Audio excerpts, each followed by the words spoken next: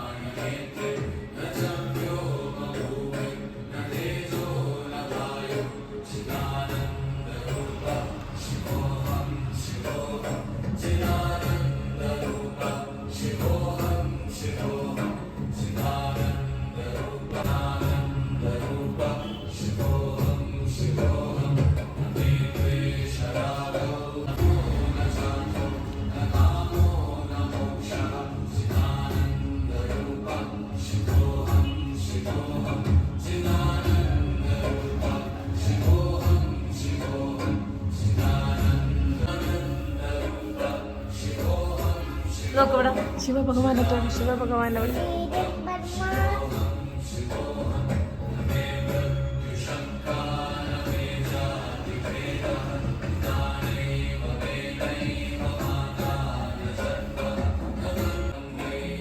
തൊഴുതേ.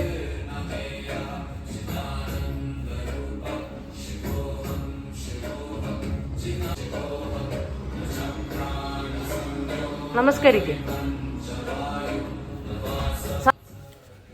അപ്പോൾ ഇതായിരുന്നു ഞങ്ങളുടെ ഈ വർഷത്തെ ഒരു എങ്ങനെയാണ് ഞങ്ങൾ ചെറുതായിട്ടൊന്ന് ഡെക്കറേറ്റ് ചെയ്തെന്നൊക്കെ കാണിക്കുകയാണ്.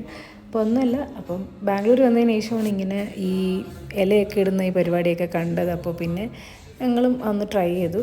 എല്ലാ വർഷവും നമ്മളിപ്പം ഇവിടെ വന്നതിന് ശേഷം എന്തൊരു ഓസ്പീഷ്യസ് ആയിട്ടുള്ള ഡേ വന്നാലും അതിപ്പോൾ നമ്മുടെ ഫെസ്റ്റിവൽ ആയിക്കോട്ടെ എന്ത് തന്നെ ആയാലും ഞങ്ങൾ അങ്ങനെയാണ് പാപ്പ കഴിക്കാൻ വേണ്ടി.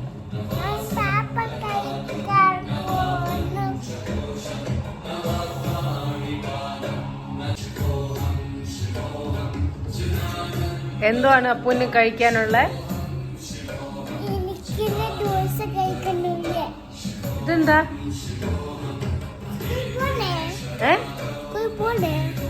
ഇന്ന് ലീവല്ലേ? ഇന്ന് ശിവരാത്രി അല്ലേ? നമുക്ക് പാപ്പം കഴിക്കാം. അപ്പോൾ അതെല്ലാം കഴിഞ്ഞ് ഞാൻ സാരിയൊക്കെ ഉടുക്കുന്നുണ്ട്. ഇത് ഞാൻ ഓണത്തിന് വാങ്ങിയിട്ട് ഉള്ള ഒരു സാരിയാണ്. അപ്പോൾ അത് ഒറ്റ പ്രാവശ്യം ഞാൻ ഉടുത്തിട്ടുള്ളൂ. അപ്പോൾ അത് കഴിഞ്ഞത് ഉടുത്ത് അങ്ങോട്ടും ഇങ്ങോട്ടും കാണിക്കുന്ന കോപ്രായങ്ങളാണ്. അപ്പോൾ അമ്പലത്തിൽ പോകാനാണ് ആദ്യത്തെ പരിപാടി.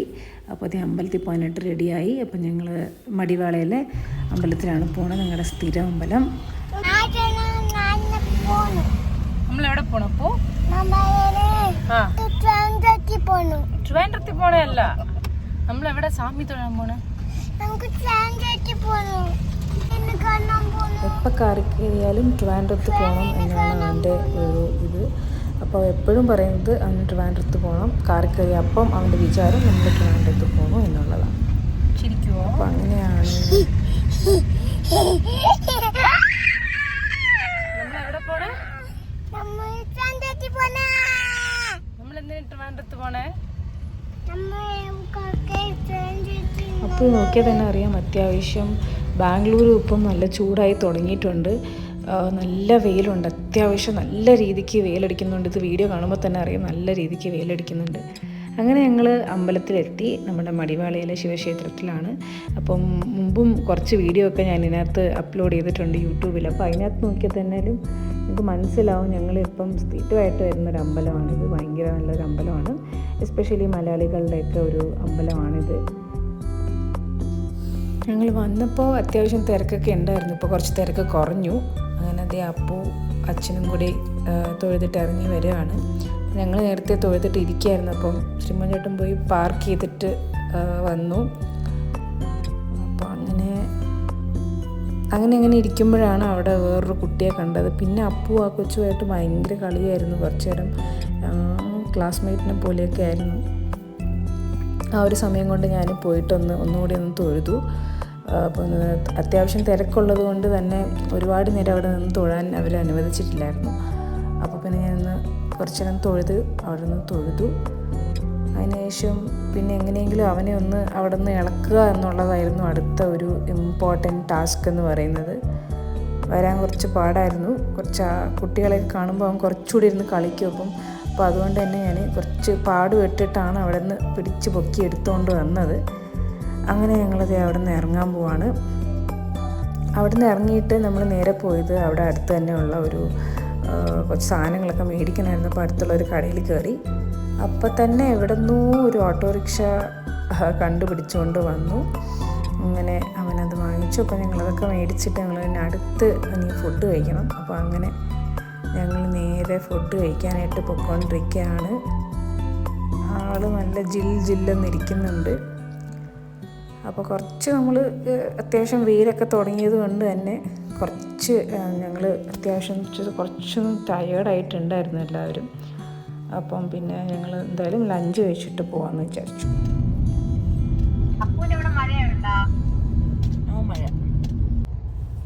പക്ഷെ എന്തൊക്കെ പറഞ്ഞാലും നമ്മുടെ നാട്ടിലെ ഒരു ക്ലൈമറ്റ് വെച്ച് നോക്കുകയാണെങ്കിൽ ഇവിടെ നമ്മൾ അങ്ങനെ അത്രയ്ക്ക് വേർക്കില്ല. എന്നാലും ഒരു എന്താ പറയുക, കുറച്ച് ചൂട് അധികമായിട്ട് ഉണ്ട്. അപ്പോൾ യൂഷ്വലി എപ്പോഴും പോകുന്ന പോലെ തന്നെ ഇന്ന് വെജിറ്റേറിയൻ ഫുഡ് ആയതുകൊണ്ട് തന്നെ ഞങ്ങൾ അടയാർ ആനന്ദഭവനിൽ വന്നു. അവിടെ വന്നപ്പോൾ തന്നെ അപ്പുവിന് അവിടെ ഒരു രസഗുള കണ്ടിട്ട് അത് വേണമെന്ന് പറഞ്ഞ് ഭയങ്കര പിണക്കമായിരുന്നു. അപ്പം ഞാനത് പറഞ്ഞിട്ടുണ്ട്, അവർ കൊണ്ടുവരാൻ ലേറ്റായി. അങ്ങനെ ഇപ്പോഴേ കൊണ്ടുവന്ന് കഴിഞ്ഞപ്പോഴാണ് മിസ്റ്റർ ബോസ് കുറച്ച് ഓക്കെ ആയത്. പിന്നെ അതിനെ എടുത്ത് കഴിച്ചുകൊണ്ടിരിക്കുന്നത്. സത്യം പറഞ്ഞാൽ അവനത് മൊത്തത്തിൽ കഴിക്കത്തൊന്നുമില്ല, വെറുതെ എൻ്റെ ഈ വെള്ളം കുടിച്ചുകൊണ്ടിരിക്കും. പിന്നെ ആരെങ്കിലും തന്നെ ഇത് കഴിക്കണം എന്നും വേണം എന്ന് വെച്ചില്ല ഈ പറയുന്നത്. അപ്പോൾ ആ ഒരു സമയത്ത് തന്നെ നമ്മുടെ മീൽസ് വന്നു.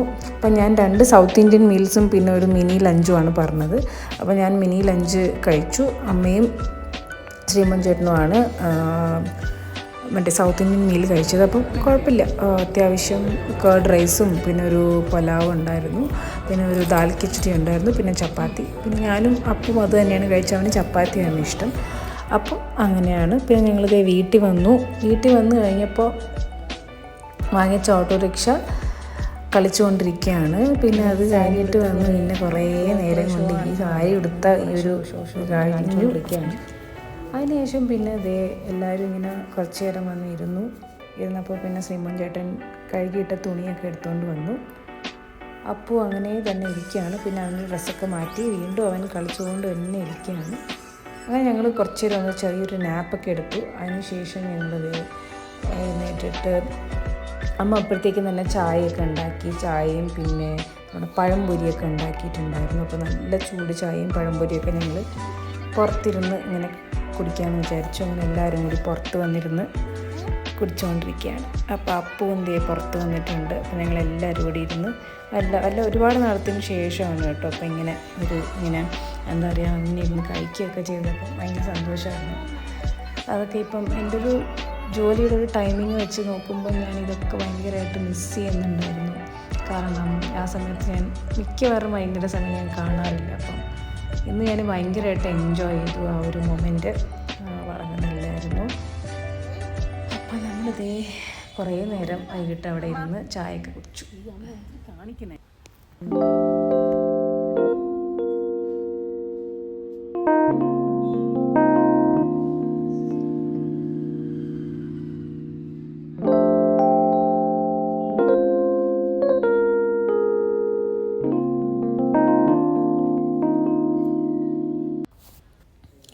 അതിനുശേഷം ഞാൻ പിന്നെ ഒന്ന് മേലൊക്കെ കഴുകി അടുത്ത് വൈകുന്നേരം വിളക്ക് കത്തിക്കാനുള്ള പരിപാടിയൊക്കെ ആയി. അപ്പോൾ ആ സമയത്ത് തന്നെ നമ്മുടെ ഈശോയിലെ പ്രോഗ്രാംസൊക്കെ തുടങ്ങിയായിരുന്നു. അപ്പോൾ ഞാൻ വിളക്ക് കത്തിച്ചു, വൈകിട്ടത്തെ രീതിയിലും വിളക്ക് കത്തിച്ചു.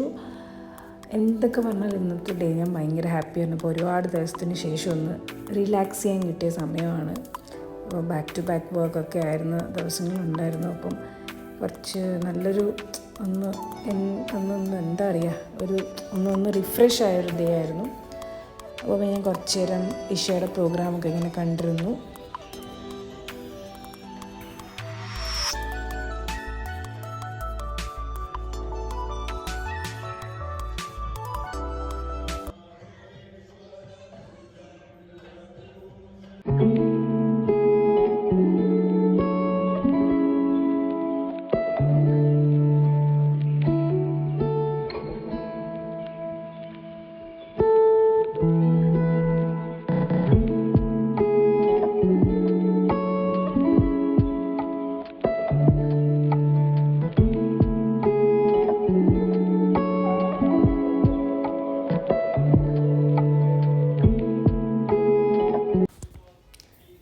എന്തൊക്കെ പറഞ്ഞാലും ഒരു റിഫ്രഷ് ആയി കഴിഞ്ഞാലുള്ള ഒരു ഫീലിംഗ് എന്ന് പറഞ്ഞാൽ ഭയങ്കരമാണ്. അപ്പോൾ ഇന്നത്തെ ദിവസം ഞാൻ ഭയങ്കരമായിട്ട് എൻജോയ് ചെയ്തു. ഭയങ്കരമായിട്ട് ഞാൻ എന്താ പറയുക, ഭയങ്കര പീസുള്ളൊരു ദിവസമായിരുന്നു. എനിക്ക് ഭയങ്കര ഇഷ്ടപ്പെട്ടൊരു ഡേ ആയിരുന്നു ഇത്. അപ്പോൾ അതിന് ശേഷം ഞങ്ങളുടെ വീട്ടിൻ്റെ അടുത്തൊരു ഗ്രൗണ്ടുണ്ട്.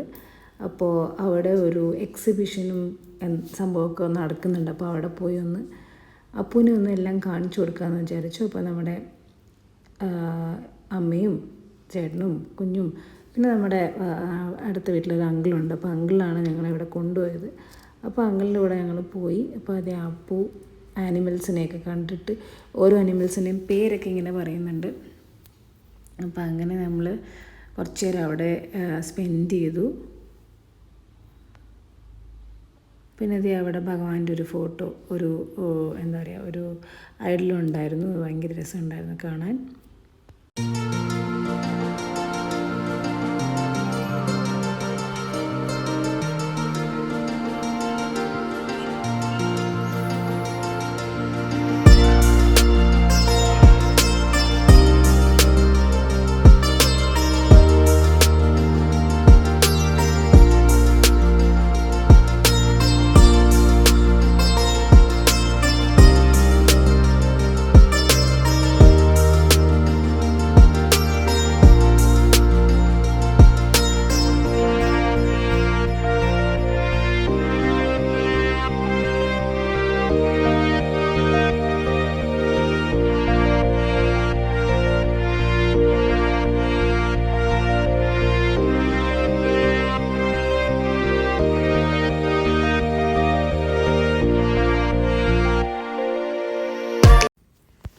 അങ്ങനെ ഞങ്ങൾ വീട്ടിലെത്തി. കുറച്ച് നേരം അവിടെ നിന്നോളൂ, കുറേ നേരം നിൽക്കാൻ പറ്റിയില്ല. പിന്നെ അവൻ കുറേ കളിപ്പാട്ടമൊക്കെ മേടിച്ചതൊക്കെ വെച്ച് കളിച്ചുകൊണ്ടിരിക്കുകയായിരുന്നു.